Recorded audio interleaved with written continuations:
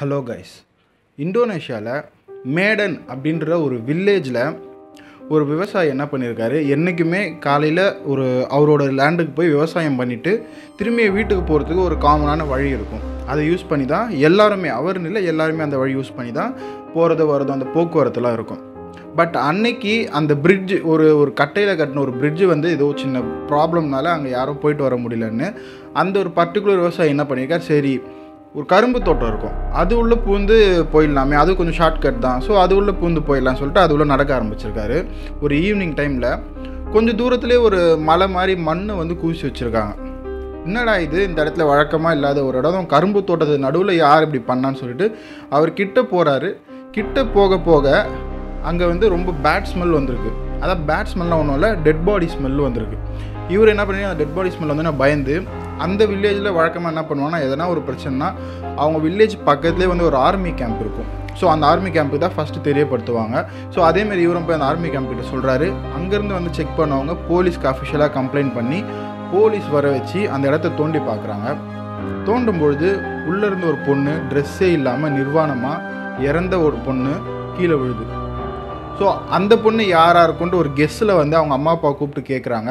அந்த அம்மா அப்பா ஆல்ரெடி ஒரு 2 நாளைக்கு முன்னாடி அவங்க பொண்ணு காணும்னு சொல்லிட்டு ஒரு மிஸ்ஸிங் கம்ப்ளைண்ட்டும் கொடுத்துருந்தாங்க. அவங்க அம்மா அப்பா பார்த்தோன்னே அந்த பொண்ணு காலை பார்த்தோன்னே அவங்க அம்மா கண்டுபிடிச்சிட்டாங்க, அது அவங்க பொண்ணு தேவி தான் அப்படின்னு சொல்லிட்டு. அந்த பொண்ணோட ஹைட்டுக்கு ஒரு பள்ளத்தை தோண்டி அந்த பொண்ணை நிற்க வச்சு அந்த பொண்ணை புதைச்சிருக்காங்க. ஸோ அந்த டெட் பாடியை எடுக்கும்பொழுது சில எவிடன்ஸ்லாம் அவங்களுக்கு கிடச்சிருக்கு. அந்த எவிடன்ஸ் எதுவுமே ஒரு மனுஷங்க யூஸ்வலாக யூஸ் பண்ணுற ஒரு பொருள் மாதிரி இல்லை. ஸோ அந்த பொண்ணு யார், எதுக்கு அந்த பொண்ணு அந்த மாதிரி நிற்க வச்சு ட்ரெஸ்ஸு கூட இல்லாமல் புதைக்கணும், யார் அதை கொலை பண்ணியிருப்பா, இது நிஜமாக கொலை தானா இல்லை வேறு ஏதாச்சும் ரீசனா? Welcome to day trimmer.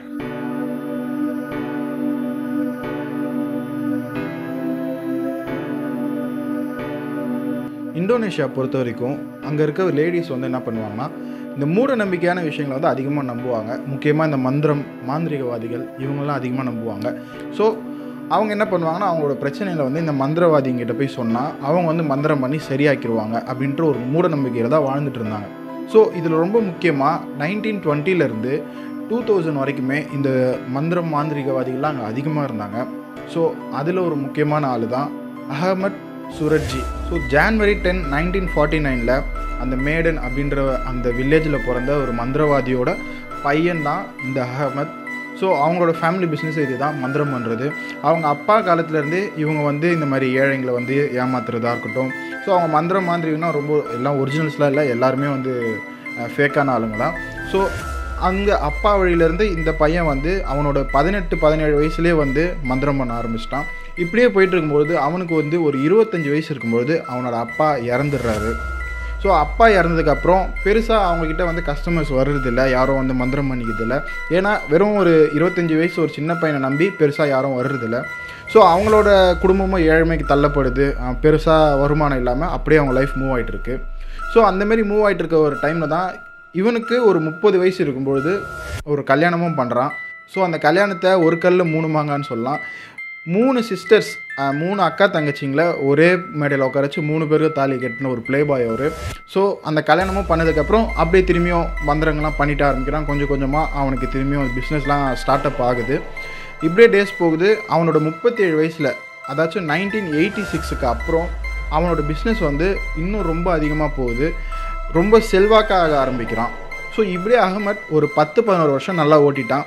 அந்த 10-11 வருஷத்தில் அவனுக்கு நல்ல பணம் சேர்த்து நல்ல மந்திரங்கள் பண்ணி அந்த மேடன்ற வில்லேஜே அவன் கைக்குள்ளே போட்டு வச்சுக்கிட்டான், அந்த லேடிஸ் எல்லாம்ன்ற அளவுக்கு பெருசாக ஃபேமஸ் ஆகிட்டான். அது மட்டும் இல்லாமல் முக்கியமாக அவன் மேலே அந்த ஊர் மக்களுக்கு ஒரு தனி மரியாதை அப்படின்ற மாதிரியான ஒரு ஒரு ஒரு விஷயத்தை க்ரியேட் பண்ணி அந்த வில்லேஜில் வாழ்ந்துன்னு வந்திருக்கான்.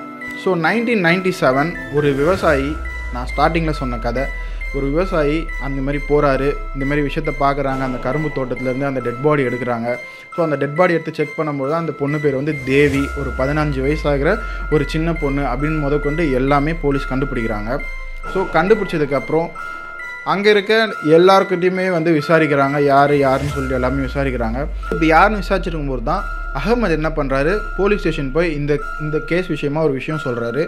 இந்த பொண்ணை நான் லாஸ்ட்டாக ஒரு 2-3 மாதத்துக்கு முன்னாடி பார்த்தேன். அப்போ தன்னோட பெற்றவங்க வந்து என்னை கொடுமைப்படுத்துகிறாங்கன்னு சொல்லிட்டு என்கிட்ட சொல்லி இந்த பொண்ணு ரொம்ப அழுதா. அப்போ நான் இந்த பொண்ணுகிட்ட சொன்னேன், எதுவுமே கவலைப்படாத, உன்னோட வயசு ஏற ஏற உனக்கு வந்து எல்லா பிரச்சனையும் சால்வ் ஆகிடும், நீ வந்து கடவுள்கிட்ட ப்ரேயர் பண்ண அப்படின்லாம் சொல்லி அனுப்பிட்டேன். அதுதான் நான் அந்த பொண்ணை பார்த்தது லாஸ்ட்டு. ஸோ மேக்ஸிமம் இந்த பொண்ணை வந்து அவங்க அப்பா தான் கொன்று இருப்பாருன்னு சொல்லிட்டு அவங்க அப்பா மேலே வந்து ஒரு கம்ப்ளைண்ட்டை கொடுக்குறாரு. ஸோ போலீஸும் என்ன பண்ணுறாங்க, அவங்க அப்பாவை கூப்பிட்டு விசாரித்து ஜெயிலையும் அடைக்கிறாங்க. ஸோ இப்படியே போய்ட்டுமா அந்த தேவியோட அப்பாவுக்கு கோர்ட்டில் கேஸ் நடக்குது. பட் கோர்ட்டில் அவருக்கு அகைன்ஸ்டாக பெருசாக சாட்சி எதுவுமே இல்லாமல், எவிடன்ஸ் எதுவுமே இல்லாமல் அவர் ரிலீஸும் பண்ணுறாங்க. ஸோ அந்த ஆள் ரிலீஸ் ஆனதுக்கப்புறம் ஊர் மக்கள்லாம் ரொம்ப பயப்படுறாங்க. தான் சொந்த பொண்ணே கொல்லவன் நாளைக்கு இந்த ஊரில் யாரை வேணால் கொல்லுவான் அப்படின்னு சொல்லிட்டு ஒரு பயம் வருது. அன்னையிலேருந்து எல்லாருமே வந்து இந்த ஈவினிங் டைம் ஆனாலே வெளியே போகிறது அதிகமாக தவிர்த்துட்டாங்க. ஸோ திரும்பியும் இந்த பொண்ணை கொண்ட கேஸு திரும்பியும் ஸ்டார்ட் ஆகுது. 1997 ஏப்ரல் ஸ்டார்டிங்கில் திரும்பியும் இந்த கேஸ் ஸ்டார்ட் பண்ணுறாங்க. ஸோ ஸ்டார்ட் பண்ணிகிட்டே இருக்கும்பொழுது அந்த பொண்ணை லாஸ்ட்டாக யார் பார்த்தா அப்படின்னு விசாரிக்கிறாங்க. அப்போ தான் ஒரு ரிக்ஷா ஓட்டுறவர், நான் தான் இந்த பொண்ணை லாஸ்ட்டாக பார்த்தேன் அப்படின்னு தான் நினைக்கிறேன். ஏன்னா அந்த பொண்ணு அன்னைக்கு காலையில் இறந்து கிடக்கிறதுக்கு முன்னாடி நாள் நைட்டு நான் தான் அந்த பொண்ணை சவாரிக்கு எடுத்துகிட்டு போனேன் அப்படின்னு சொன்னார். எங்கே எடுத்துகிட்டு போனேன் அப்படின்னு கேட்டால், அகமதோட வீட்டு வாசலில் தான் நான் விட்டேன் அப்படின்னு சொல்லிட்டு ஒரு ட்விஸ்ட்டை வைக்கிறாரு. ஸோ போலீஸ் என்ன பண்ணுறாங்க, அகமதை போய் பிடிக்கிறாங்க, செக் பண்ணுறாங்க.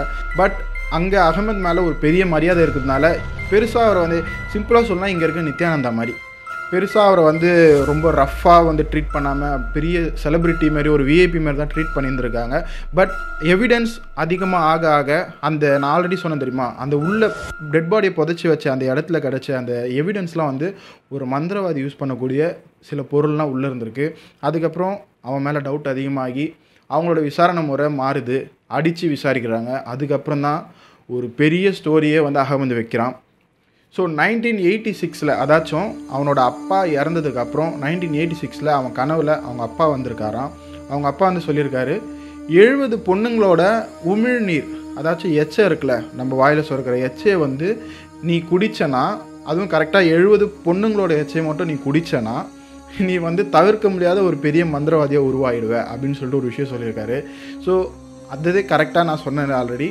1986 அப்புறம் அவனோட பிஸ்னஸ் ரொம்ப பயங்கரமாக ஆகுதுன்னு சொல்லிட்டு. ஸோ 1986 அப்புறம் இந்த ட்ரீம் வந்ததுக்கப்புறம் அவன்கிட்ட வர பொண்ணுங்கக்கிட்டலாம் ஒரே ஒரு வாட்டி வந்துட்டு போகிற மாதிரி இல்லாமல் திரும்பி வர வைக்கிற மாதிரி சில ட்ரிக்ஸ்லாம் பண்ணுறான். ஸோ அந்த பொண்ணுங்களும் திரும்பி வராங்க. முக்கியமாக ஈவினிங் டைம் நைட் டைம் அதிகமாக அந்த பொண்ணுங்களை வர வச்சுருக்கான். ஸோ பொண்ணுங்கன்னு மட்டும் கிடையாமல் பொம்பளைங்க வயசானவங்க சொல்லிட்டு எல்லாருமே அவனை தேடி போகிறாங்க. அவனோட ஒரு பெஸ்ட்டு ட்ரிக்கு என்ன பண்ணியிருக்கான்னு பார்த்தீங்கன்னா, என்கிட்ட வந்து உன் பிரச்சனை சால்வ் ஆயிடுச்சுன்னு சொல்லிட்டு உன் லேடிஸ், உங்களுக்கு தெரிஞ்ச லேடிஸ் எல்லாத்தையும் சொல்லு, ஊர் மக்கள்கிட்டலாம் சொல்லு, முக்கியமாக உன்னோட அம்மா, உன்னோட ஃப்ரெண்ட்ஸு, உன்னோட சொந்தக்காரங்க, சித்தி, பெரியமான்னு சொல்லி எல்லார்கிட்டையும் சொல்லுன்னு சொல்லிட்டு ஒவ்வொருத்தங்ககிட்டையும் சொல்லி அனுப்பி எல்லாருமே அவங்க பிரச்சனை தீர்க்கிறதுக்காக இவங்ககிட்ட வந்திருக்காங்க. ஸோ 1986 1997 வரைக்குமே தலைவர் வந்து கொலைங்களை பண்ண ஆரம்பிச்சிருக்காரு. ஸோ இவன் பண்ணுற ஒரு மெத்தட் என்னென்னா, அவங்களோட ஹைட்டுக்கு ஏற்ற மாதிரி ஒரு பள்ளத்தை தோண்டி அது உள்ளே போய் நில்லுங்க, நான் வந்து வெளியே இருந்து உங்களுக்கு மந்திரம் பண்ணுவேன் அப்படின்னு சொல்லிட்டு அந்த மந்திரம் பண்ணும்பொழுது இவன் அவனோட வீட்டில், அதாச்சும் அந்த தோட்டத்து பக்கத்தில் இருக்க வீட்டுள்ளேருந்தே மந்திரம் பண்ணுவான். அந்த பள்ளத்துக்குள்ளே நிற்கிற அந்த பொண்ணுங்களுக்கு துணையாக நிற்கிறது அகமதோட 3 ஒய்ஃபும் இந்த மந்திரம் பண்ண வரவங்களுக்கு துணையாக நிற்கிறாங்க. ஸோ அந்த பள்ளத்துக்குள்ளே நிற்கிறது மட்டும் இல்லாமல் அவங்களோட ட்ரெஸ் எல்லாம் கழட்ட சொல்கிறாங்க.